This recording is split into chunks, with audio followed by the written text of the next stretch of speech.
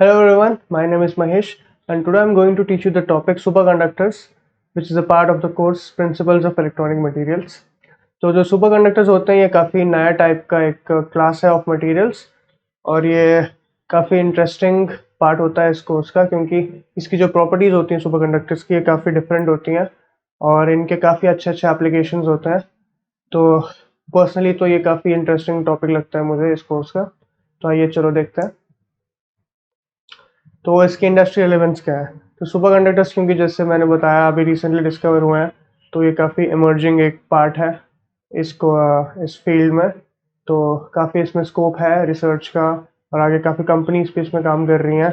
काफ़ी जगह पे ये सुपर कंडक्टर्स यूज़ होते हैं जैसे कि जनरेटर्स में या पार्टिकल एक्सेलरेटर्स में और ट्रांसपोर्टेशन में तो काफ़ी इसका अच्छा एप्लीकेशन है और मोटर्स वगैरह में और मेडिकल एप्लीकेशन और पावर लाइन पावर ट्रांसमिशन और इनफैक्ट कुछ कंप्यूटिंग में भी इसका यूज़ होता है। इसका सबसे अच्छा एग्जांपल ट्रांसपोर्टेशन के मामले में है मैगलेव ट्रेन्स। मैगलेव ट्रेन्स मतलब मैग्नेटिक लेविटेशन ट्रेन्स होती हैं। इन ट्रेन्स में क्या होता है कि जो ट्रेन होती है वो ट्रैक से ऊपर फ्लोट करती है, मतलब वो ग्राउंड को टच नहीं करती, रेल को टच नहीं करती। इस वजह से जो फ्रिक्शन के लॉसेस होते हैं वो काफ़ी ज़्यादा रिड्यूस हो जाते हैं और ये ट्रेन्स काफ़ी हाई स्पीड पे चल सकती हैं। तो ये एक एग्जांपल था सुपर कंडक्टर्स का। और कुछ कंपनीज जो इसमें काम करती हैं इस सेक्टर में जैसे अमेरिकन सुपर कंडक्टर कॉरपोरेशन या ब्रूकर कॉरपोरेशन। तो ऑल इन ऑल ये काफ़ी स्कोप वाला एक फील्ड है, तो इसमें काफ़ी अपॉर्चुनिटीज़ है। नेक्स्ट हम देखते हैं कि what is a super conductor. तो सुपर कंडक्टर ऐसे मटेरियल्स होते हैं जो कि बहुत ज़्यादा एक्स्ट्राऑर्डिनरी उनकी प्रॉपर्टीज़ होती है इलेक्ट्रिकल और मैग्नेटिक। सबसे ज़्यादा इम्पोर्टेंट जो उनकी बात है वो उनकी परफेक्ट इलेक्ट्रिकल कंडक्टिविटी है और परफेक्ट डायोमैग्नेटिज्म है। इसका मतलब है कि जो उनकी रेजिस्टेंस होती है रेजिस्टिविटी वो एक सर्टेन कंडीशंस ऑफ टेम्परेचर पे ज़ीरो हो जाती है, तो उनकी रेजिस्टेंस होती है ज़ीरो और वो परफेक्ट डायोमैग्नेटिज्म भी एग्जिबिट करते हैं। इसका मतलब कि अगर उसको हम एक मैग्नेटिक फील्ड में रख दें तो जो सारी मैग्नेटिक फील्ड लाइंस होती हैं वो रिपेल हो जाती है, उनके अंदर से पास नहीं करती। और यही रीज़न है कि जो मैगलेव ट्रेन्स वगैरह हैं वो फ्लोट कर पाती हैं रेल्स के ऊपर क्योंकि वो किसी भी मैग्नेट को बहुत ज़्यादा रिपेल करती हैं। अब इसका एक एप्लीकेशन ये है कि उनमें रेजिस्टेंस क्योंकि ज़ीरो होती है तो जब उनसे करंट पास करते हैं तो कोई भी लॉस नहीं होता है ड्यू टू हीटिंग। जो आई स्क्वायर और लॉसेस होता है क्योंकि रेजिस्टेंस ज़ीरो है और जैसे कि मैंने बताया भी उनकी रिपल्शन बहुत स्ट्रांग होती है टू मैग्नेटिक फील्ड्स एंड इस वजह से वो ग्रेविटी के अगेंस्ट भी फ्लोट कर पाते हैं। तो यहाँ कुछ एग्जांपल्स मैंने लिखे हैं सुपर कंडक्टर्स के, जैसे कि यहाँ पे हैं लेड हो गया या फिर मर्क्यूरी और इंडियम और टिन। ये कुछ क्लासिक एग्जांपल्स हैं सुपर कंडक्टर्स। नेक्स्ट जैसे कि यहाँ पे कुछ ग्राफ्स हैं हम देख सकते हैं। ये मर्क्यूरी का ग्राफ है ऑफ टेम्परेचर केल्विन में versus its resistance in ohms.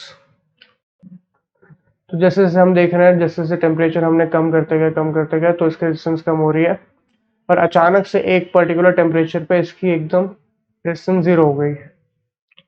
तो ये जो टेम्परेचर है इस टेम्परेचर को हम बोलते हैं क्रिटिकल टेम्परेचर, टी सी। इसको हम बोलते हैं T C equals to critical temperature. Critical temperature तो it is the temperature at which the electric resistance of superconductors become zero. तो उसको हम बोलेंगे टी सी क्रिटिकल टेम्परेचर। और ये तो एक सुपर कंडक्टर ग्राफ है। अगर इसी जगह कोई नॉर्मल हमारे पास मटेरियल होता जो कि सुपर कंडक्टर नहीं है तो उस मटेरियल का ग्राफ कुछ ऐसा आता। तो वो कभी ज़ीरो नहीं होगी, ज़ीरो केल्विन पे भी उसकी कोई फाइनाइट रेजिस्टेंस होगी किसी नॉर्मल मटेरियल की। और जो दूसरा जो डायग्राम है ये है मैग्नेटिक फील्ड लाइंस का। मान लो कि ये डायरेक्शन है मैग्नेटिक फील्ड लाइंस की और ये हमारा सुपर कंडक्टर है इसके अंदर। तो जो फील्ड लाइंस होंगी वो अंदर से पास नहीं करेंगी फॉर अ सुपर कंडक्टर। तो ये कंप्लीटली रिपेल कर देगा किसी भी मैग्नेटिक फील्ड को।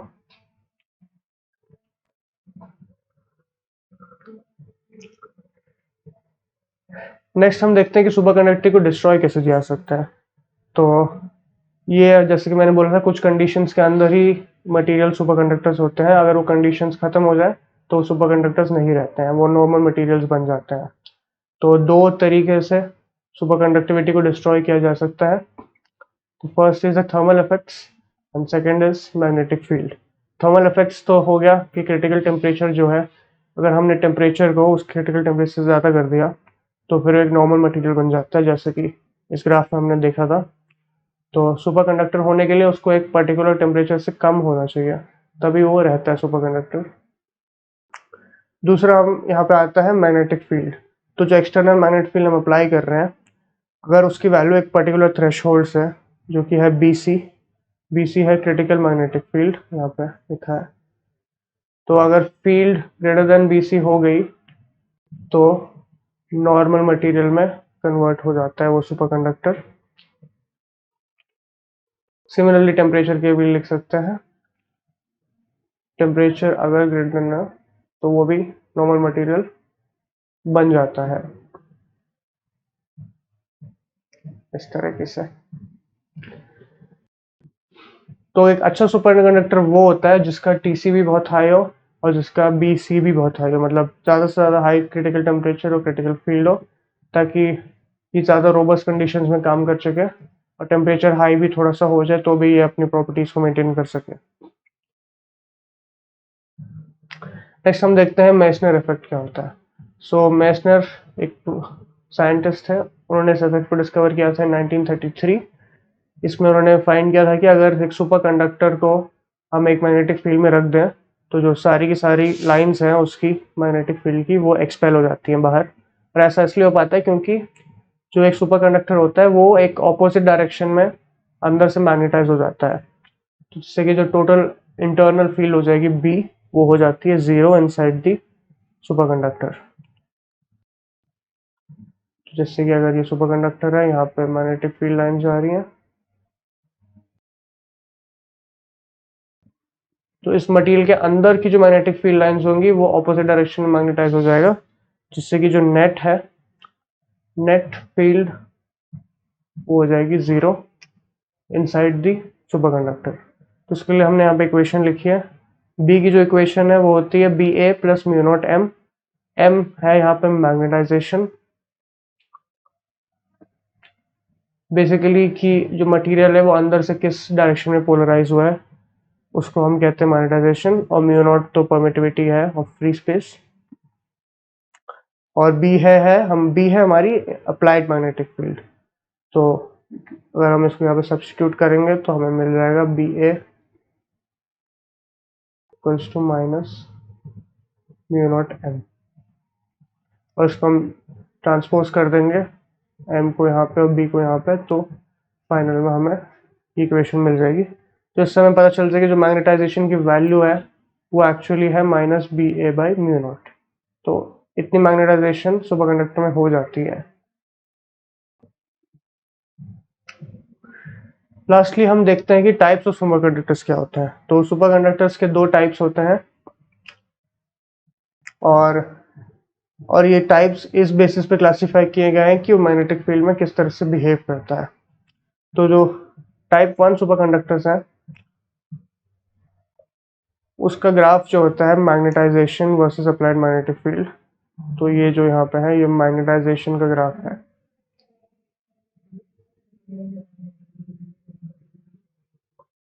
तो जो मैग्नेटाइजेशन का ग्राफ है वो टाइप 1 सुपरकंडक्टर्स के लिए इस तरीके से होता है। तो ये लीनियरली वेरी करता है, जैसे जैसे हम अप्लाइड मैग्नेटिक फील्ड बढ़ाते जाते हैं तो जो इंटरनल मैग्नेटाइजेशन है वो भी बढ़ती है in the opposite direction. But एक पॉइंट आता है जिसको हम बोलते हैं BC। तो यहाँ HC लिखा है but that is equivalent to BC। जो क्रिटिकल मैग्नेटिक फील्ड है, पर उसके ऊपर हम फील्ड लगा देते हैं तो उसके बाद जो उसकी प्रॉपर्टीज हैं वो एकदम खत्म हो जाती हैं टाइप 1 सुपर कंडक्टर्स की। तो सुपर कंडक्टर वो नहीं रहता है। तो अगर मैं टेम्परेचर और इसका एक ग्राफ बनाऊं, यहाँ पे है ये है BC और ये है TC। तो इस रीजन के अंदर टाइप 1 वाले सुपर कंडक्टर होते हैं और इस रीजन में नॉर्मल हो जाते हैं। मतलब एक पर्टिकुलर मैग्नेटिक फील्ड की वैल्यू से बड़े या फिर एक पर्टिकुलर टेम्परेचर से ज़्यादा टेम्परेचर, तो ये सुपर कंडक्टर्स नहीं बचते हैं। दूसरे केस में जो टाइप 2 सुपर कंडक्टर्स होते हैं उनमें ऐसे अब्रप्टली मैग्नेटाइजेशन जो है लॉस नहीं होता है। मतलब अगर हम मैग्नेटिक फील्ड बढ़ाते जाते हैं तो ऐसा नहीं होता कि उनकी मैग्नेटाइजेशन के अंदर की जीरो हो जाती है, ऐसे अब्रप्टली नहीं होता है। उनमें दो रीजन्स होते हैं। एक ये पहला रीजन यहाँ पे है जिसके डायग्राम में देख सकते हैं आप, ये है BC1, ये वाला पॉइंट। और फिर ये जो दूसरा है, ये जो दूसरा रीजन है यहाँ पे, उसको हम बोलते हैं वॉर्टेक्स स्टेट। और ये जो पॉइंट है ये है BC2। तो क्या होता है कि जब इनिशियल सुपर कंडक्टिंग स्टेट में है तब तो ये नॉर्मल रहता है, फिर जब क्रिटिकल फील्ड 1 से ज़्यादा हम फील्ड लगा देते हैं तो ये धीरे धीरे अपनी प्रॉपर्टीज को लूज करने लगता है। ये तो ऐसा आप देख सकते हैं ग्राफ धीरे धीरे कम हो रहा है। अभी भी ऐसा नहीं है कि एकदम इसकी मैग्नेटाइजेशन जीरो हो गई है, अभी भी ये ऑपोजिट डायरेक्शन में मैग्नेटाइज हो रहा है but to a lesser extent. तो जब तक हम BC2 तक नहीं फील्ड इंक्रीज कर देते तब तक इसमें कुछ थोड़ी बहुत मैग्नेटाइजेशन बचती है, जैसे आप देख सकते हैं। बट अगर BC2 के ऊपर हमने मैग्नेटाइजेशन लगा दी इसकी, तो फिर उसके बाद ये नॉर्मल स्टेट में आ जाता है। तो इसका अगर हम टेम्परेचर वर्सेस बी प्लॉट बनाए टाइप 2 के लिए, तो उसके दो रीजन्स होते हैं ऐसे, और एक ये टेम्परेचर और एक ये ऐसे। तो ये वाला है सुपर कंडक्टिंग रीजन और ये वाला जो रीजन है इसको हमने बोला था वॉर्टेक्स स्टेट है। ये BC1 है, ये BC2 है, ये है। और उसके बाहर ये बन जाता है एकदम नॉर्मल मटेरियल। तो जैसे हम देख सकते हैं टाइप 2 मटेरियल ज़्यादा प्रेफर्ड होते हैं कुछ एप्लीकेशंस के लिए, क्योंकि ये इंस्टेंटली अपनी मैग्नेटाइजेशन लूज नहीं करते हैं। तो इनके काफ़ी ज़्यादा मेडिकल एप्लीकेशंस होते हैं टाइप 2 सुपरकंडक्टर्स के, जैसे कि MRI स्कैन्स वगैरह में काफ़ी यूज़ होते हैं।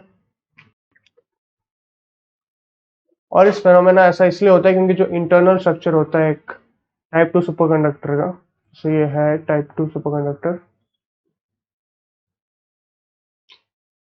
जब BC1 के ऊपर फील्ड है तो ये कंडक्टर के कुछ पार्ट्स, मतलब कुछ सेक्शंस अंदर के, वो नॉर्मल बन जाता है। पूरा मटेरियल नॉर्मल नहीं बनता, बस कुछ पार्ट्स उसके नॉर्मल हो जाते हैं, बाकी मटेरियल में भी सुपर कंडक्टर रहता है। और ग्रेटर देन B2 में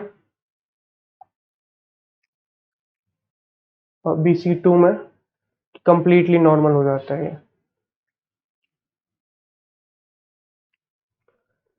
तो जैसे कि हमने देखा यहाँ ये डोमेन्स बन जाते हैं जहाँ पे मटेरियल पूरा नॉर्मल हो जाता है फ्रॉम BC1 टू BC2, और BC2 के ऊपर पूरा मटेरियल नॉर्मल हो जाता है।